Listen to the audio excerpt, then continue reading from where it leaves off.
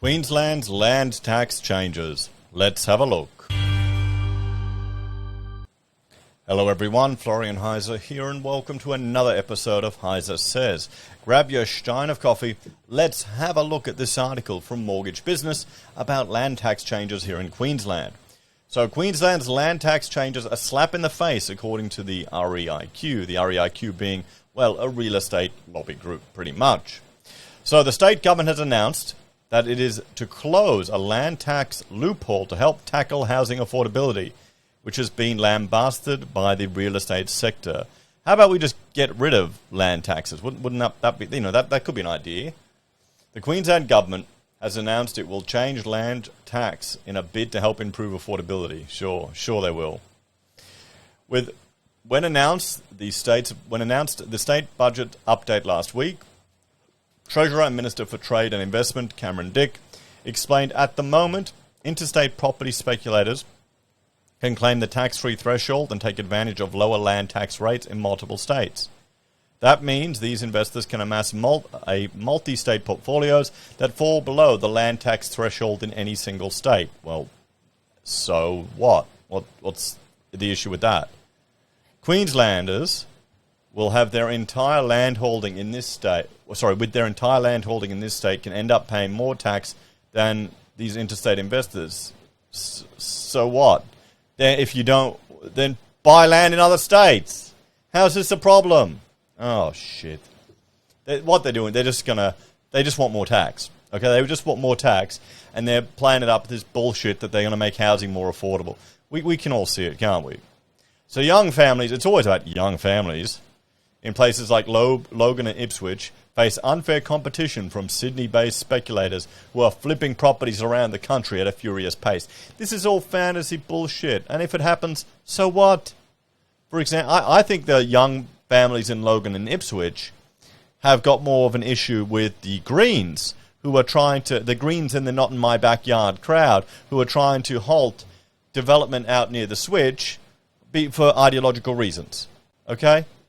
For example, an individual with taxable land holdings of $1 million in Queensland will pay $4,500 in land tax, or an average rate of 0.45%.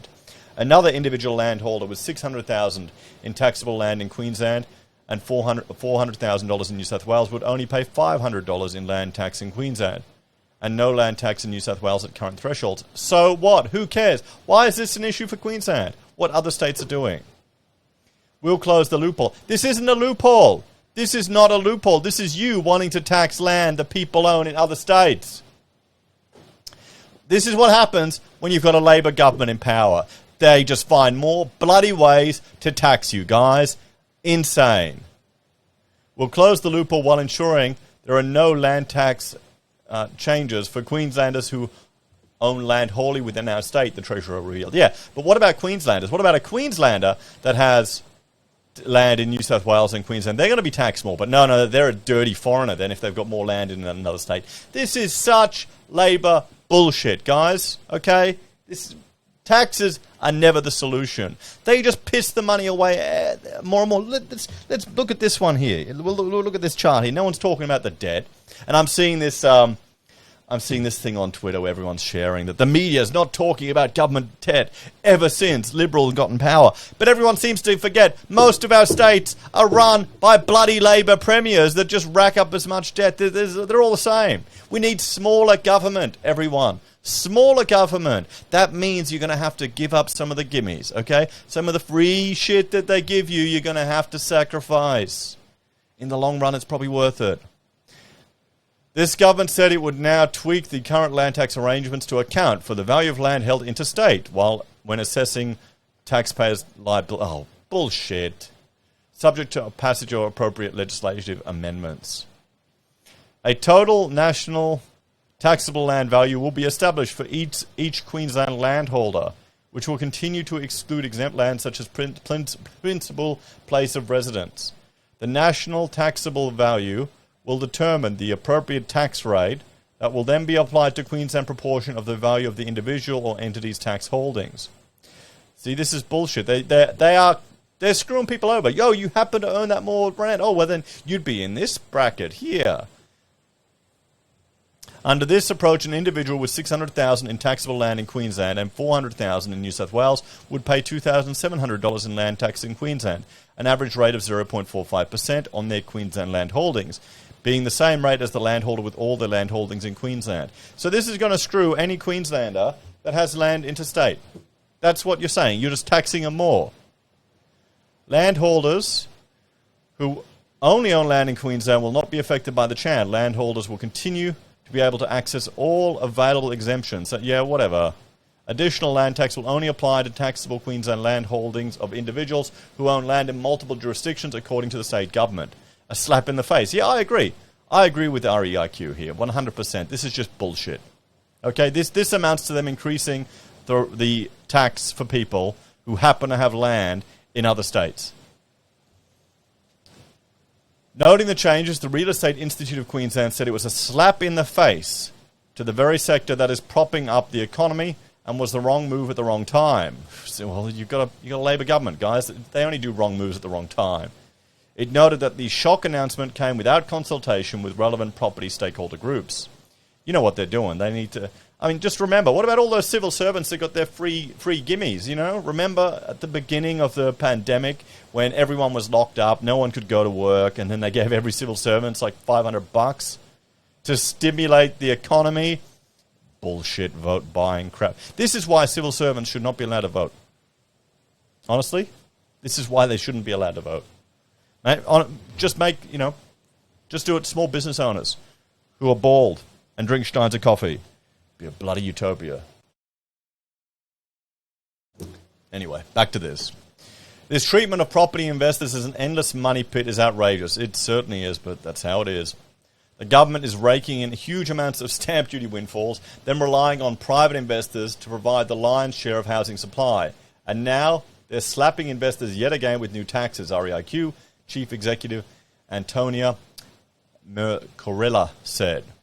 How can the government possibly justify slugging property investors with tax for land they own that isn't even within our state borders? It's utter nonsense, and there's no loophole to close. Yeah, this is just complete bullshit. From a practical standpoint, it's also baffling to understand how on earth they intend to get this data in order to double tax investors who are already paying this tax elsewhere. This is Labor. This is all the idiots that are bitching and moaning about your franking credits. Okay? The same idiots that complain about that are the same ones here that want to double tax you on this. This is all they want to do. They just want to siphon the money out of the people that actually work. That work, create jobs, create wealth, create things, and give it to the rent-seeking bureaucrats and politicians. She said the property investors were tired of being the ATM for the state, and given the flag's second wave of tenancy rental reforms, many could decide to vote with their money. There is no other state or territory that takes this approach, and by treating property investors with contempt like this time and time again, investors may well pull up stumps, she said. All this is doing is deterring people from investing in Queensland and instead opting to invest where no multi-jurisdictional land taxes apply. For those not scared off from investing in Queensland, the current investors brave enough to stick around, this tax will make their holding costs more expensive, and the logical consequence is that rents go up. Yep, 100%. Okay? These costs get passed on to the renters, to the people who are struggling to save a deposit, to the families who are struggling to put food on the table. That's what you get when you vote Labor. Okay? Don't believe all the bullshit they tell you, guys. They just want to siphon your money off you one way or another. In the midst of a rental crisis, it beggars belief that this would be the lever the government pulls. It shows the government lacks the ability to think outside the square and come up with alternative and innovative solutions to find new revenue streams. Fire people! Fire civil servants you don't need. There's a lot of fat dead weight there. Get rid of them. Cut your costs rather than siphon more taxes out of your citizens. You can only have to look at the timing of the bombshell legislative reform to see the government are clearly trying to sneak in under the radar at a time most people have clocked off for the year. Yep, 100%. Well, let's talk about this one. It's just more bullshit, guys. This is what you get, okay? You know, all of you who voted out Campbell because he was getting rid of some of the civil servants we didn't need, you know, oh, and then we got Anastasia, and now she locks down the state every 5 minutes. Yeah, there you go. That's what you get, okay? That's what you get. More bloody taxes, rents are going to go up, cost of living is going to go up. Awesome. Let's hope this doesn't get through. Anyway, guys, check out this video about how 37% of Australians think next year will be a struggle or they'll be doing it difficult next year, whereas 19% think next year will be prosperous. Take care, and I'll see you all in the next episode of Heise Says. Bye for now.